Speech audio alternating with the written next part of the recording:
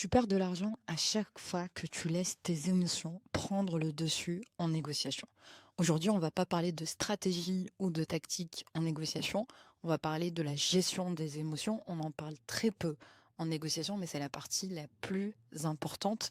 Et la négociation, c'est un jeu d'échecs émotionnel où chaque erreur peut te coûter cher. Moi-même, j'ai perdu beaucoup d'argent en négociation. J'ai vu beaucoup de collègues aussi qui négocient tous les jours, perdre des opportunités pour plusieurs facteurs et souvent ces facteurs-là sont plus d'ordre émotionnel. Le premier problème en termes d'émotion quand on négocie, c'est l'impatience. Pourquoi c'est un problème? Souvent, on a envie de conclure vite le deal, on a envie d'en finir, ce qui nous pousse à faire des concessions inutiles. Souvent, soit on ne prendra même pas le temps de faire une négociation, ce qui arrive souvent pour les personnes qui veulent acheter un appartement.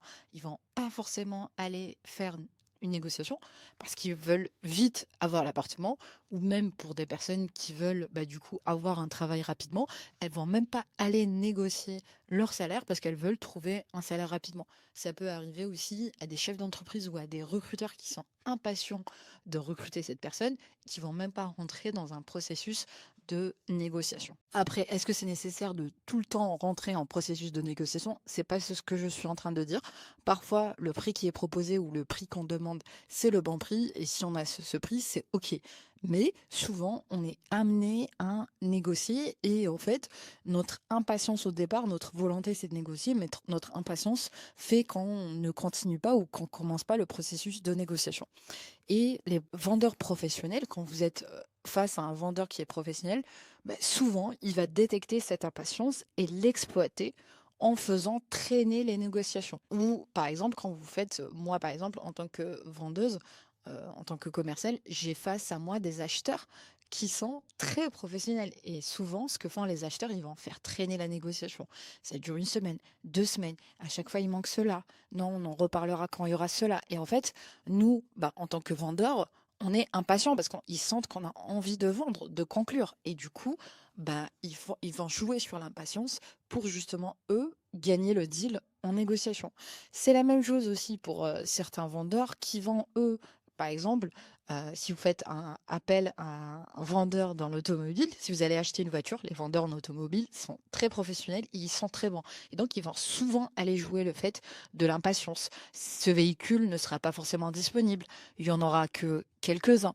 Par exemple, quand vous achetez une voiture, après 2 heures de discussion, généralement, la plupart des acheteurs vont céder sur le prix juste pour en finir parce que eux, ils pensent qu'il y a la voiture de leur rêve et ils ont envie de conduire cette voiture. Et maintenant qu'on a identifié le problème de l'impatience, ce qui est important, ça va être la technique du chronomètre mental. Ce qui est important maintenant, on ne peut pas lutter contre nos émotions. On ne peut pas supprimer ces émotions, mais l'idée, c'est d'en trouver des solutions concrètes. Donc l'idée de la technique du chronomètre mental, c'est de se fixer une durée minimale pour toute négociation importante. Par exemple, 30 minutes pour un achat de 500 euros. Si je dois acheter quelque chose d'une valeur de 500 euros, je dois me dire, je dois au moins y consacrer 500 euros. Par exemple, si j'achète quelque chose d'une valeur de 5000 euros, par exemple, une moto, peut-être une voiture qui a 5000 euros, à ce moment-là, je dis au moins, il faut que je sois prête ou prêt à y mettre 2 heures. Et par exemple, pour les personnes aussi qui essayent d'acheter un appartement, si je dois acheter un appartement, la négociation, elle peut durer généralement, le maximum que ça puisse durer, 2, 3 semaines. Mais qu'est-ce que c'est que 2 ou 3 semaines pour justement gagner ou économiser 10 000 ou 15 000 euros? La même chose si on essaye de vendre un appartement. Il peut se dire qu'il y a une phase de négociation. Et il ne faut pas céder. Le premier qui va céder, c'est le premier qui aura perdu l'argent. Et en négociation, dans le monde des entreprises, c'est pareil. Si on a envie de négocier une nouvelle offre, il faut pas être impatient de vendre parce qu'au final, si on vend, si je prends mon exemple où je vendais des quantités des entités physiques, si je dois en vendre 10 millions de ces entités physiques, même 2 euros, le fait que je reste et moi en processus de négociation et que je cède pas et que je continue à négocier, bah ça va faire gagner à mon entreprise ou à l'entreprise pour laquelle je travaille des centaines de milliers d'euros qui ne sont pas négligeables. Et sachant s'il y a un récurrent, bah, sur l'année, sur 2 ans, sur 3 ans, bah, on peut arriver à parfois des économies de 500 000, voire plus, ou un gain pour moi en tant que vendeuse. Et ce qui est aussi important, c'est de préparer 3 questions de ralentissement à utiliser quand tu sens que l'impatience t'arrive, quand tu sens que tu commences à t'impatienter. Et c'est pour ça que c'est important de se connaître et de se contrôler. C'est-à-dire qu'à un moment donné, en négociation, chaque mot, chaque erreur, bah, malheureusement, va nous faire perdre le deal. Et donc, par exemple, tu peux poser ces questions. Tu peux dire, est-ce que vous pourriez me détailler les spécifications techniques? En fait, l'intérêt de cette question, je vous demande pas cette question pour justement comprendre le produit, mais l'intérêt justement, c'est de vous faire calmer. C'est-à-dire quand vous sentez que vous êtes impatient, bah, du coup, ce que vous allez faire, c'est que vous allez essayer de gagner du temps pour justement ne pas réagir. L'idée, c'est que vous, pendant ce moment où vous êtes dans l'impatience, que vous ne réagissiez pas. Et donc, à défaut, puissiez prendre une décision, de dire à l'autre, est-ce que vous pourriez me détailler les spécifications techniques avant que qu'on parle de prix ou avant que je vous dise qu'est-ce que je pense du prix? Et là, en fait, ça va vous faire gagner du temps pour justement vous calmer. Et par exemple, dire quelle est la différence entre ce produit et un autre produit en tant qu'acheteur ou en tant que commercial. Mmh, qu'est-ce que vous pensez des fonctionnalités du produit? Est-ce que vous pensez que ça s'adapte à votre besoin? Vous voyez, en fait, là, on sort du chiffre. Par exemple, si souvent la négociation, c'est sur l'argent. On va détourner l'objet de la négociation pour arriver sur un autre aspect pour justement calmer son impatience. Par exemple, si on est dans la vente de produits, en tant qu'acheteur, on va dire, est-ce que vous pourriez me parler des garanties? Ou en tant que vendeur, à ce moment-là, on dit, est-ce que vous avez besoin de garantie? Est-ce que la garantie constructeur est suffisante pour vous? Est-ce que vous avez besoin d'une garantie supplémentaire? Vous voyez, tout ça, potentiellement, ça va vous faire gagner des points en négociation financière. Et le troisième, le bonus, un petit peu, le joker, c'est de prévoir une pause obligatoire avant toute décision finale. Par exemple, je vais réfléchir quelques minutes. Est-ce que je peux aller prendre un café avant? Par exemple, je dois passer un appel rapide avant de me décider. Quand on travaille dans une entreprise, généralement, on leur dit, je dois d'abord en discuter avec ma direction. Ce qui est normal. Après, je vous dis pas que pour toutes les décisions, on va en parler pour sa décision avec sa direction. Mais c'est vrai que du coup, en entreprise, surtout dans les grandes entreprises, on n'est pas seul à prendre une décision. Et du coup, on va en parler avec sa direction.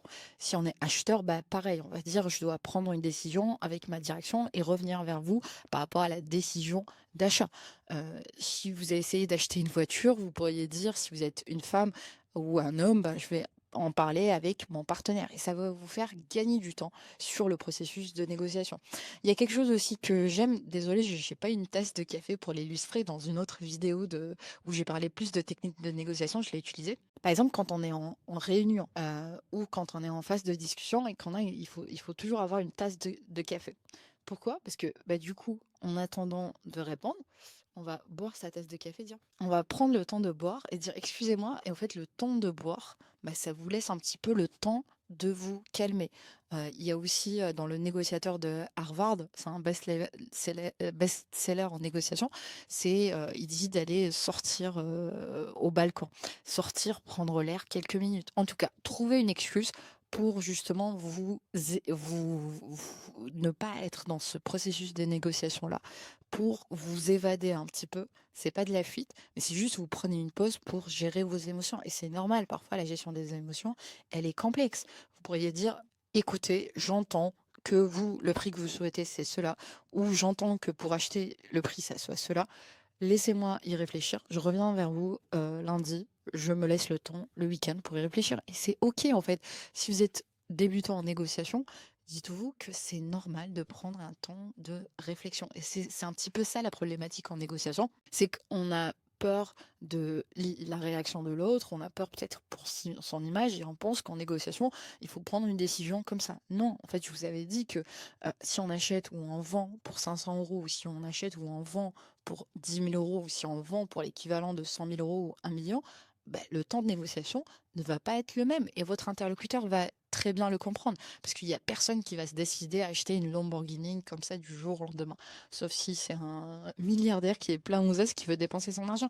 Mais généralement, en dehors des exceptions, il est tout à fait normal et attendu que vous preniez un temps de réflexion. Il y a le deuxième problème aussi que j'ai beaucoup identifié en processus de négociation et qui est souvent aussi observé en problème de négociation, c'est la peur du conflit. Beaucoup de personnes veulent éviter de demander des réductions, des améliorations, par crainte de créer une tension ou d'être perçues comme des personnes difficiles. Par exemple, au restaurant, il y a beaucoup de personnes qui vont pas oser demander est-ce qu'on leur réchauffe leur plat, si le plat est complètement froid ou s'il y a eu une erreur sur le plat, parce qu'ils n'osent pas qu'on les voit comme des clients difficiles ou qu'ils ont peur du conflit. Alors que si le plat est froid et que ça te convient, c'est ok, mais si le plat ne te convient pas, à ce moment-là, c'est important de le dire. Et c'est la même chose aussi en entreprise et en processus de négociation. La peur du conflit, c'est la peur qui est la plus observée en termes de frein à la négociation. Souvent, on le voit lors de négociations salariales, il y a beaucoup de personnes qui vont accepter la première offre sans négocier par peur de paraître ingrat ou par peur de paraître trop compliqué ou trop difficile ou de créer un conflit. C'est la même chose aussi quand on est de l'autre côté. Si par exemple on vend un produit et qu'on commence dans la vente et qu'on dit que le prix du produit est de 10 euros et que l'autre nous dit moi je vous l'achète à 6 euros, il y a beaucoup de personnes qui vont accepter par peur de paraître difficile ou ingrat par rapport au prix que l'autre nous propose. Et après on tombera toujours sur des personnes qui vont être difficiles, qui vont vous dire vous m'aviez demandé 10 et moi je vous en donne 6, vous vous rendez pas compte de ce que je vous donne, de la valeur que je vous donne, etc. C'est normal, enfin, c'est un processus de négociation. C'est normal qu'il y ait une partie de conflit, mais c'est pas contre vous. En fait, souvent, après j'en parlerai peut-être dans un autre périmètre, mais souvent, en fait, il faut se détacher de la négociation. La négociation, c'est pas contre vous. C'est en fait une négociation par rapport à cette situation-là, par rapport à ce produit, par rapport à ce service, dans ce contexte-là. Et une solution qui peut être intéressante, ça serait la méthode des questions curieuses, justement, pour lutter contre la peur du conflit. On va remplacer les demandes directes par des questions exploratoires. Par exemple, au lieu d'avoir peur de dire à quelqu'un je veux 15% de réduction, on va lui dire je me demande quelle est la flexibilité sur ce prix.